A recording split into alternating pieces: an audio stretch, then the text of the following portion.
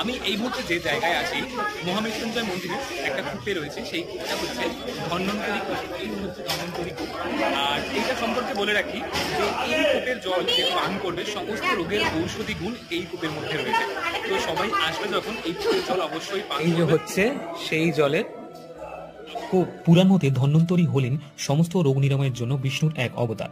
ধন্বন্তরী দেব এই কূপ খনন করেছে, বিভিন্ন ঔষধি গাছগাছড়া ফেলেছিলেন এই কূপের মধ্যে। তাই এই কূপের জল সমস্ত রোগ নিরাময়ের ঔষধি গুণাগুণ। বাড়ির জন্য অবশ্যই ক্যারি করে নিয়ে যাবে, এটা খুব শুভ মানা হয়। আর বাড়ির সবাইকে প্রত্যেকটি প্রসাদ স্বরূপ এই কূপের জল খাওয়া। তো বারবার ভিডিও তো দেখেছিলাম এই কূপের জল, এই ধন্বন্তরী কূপ।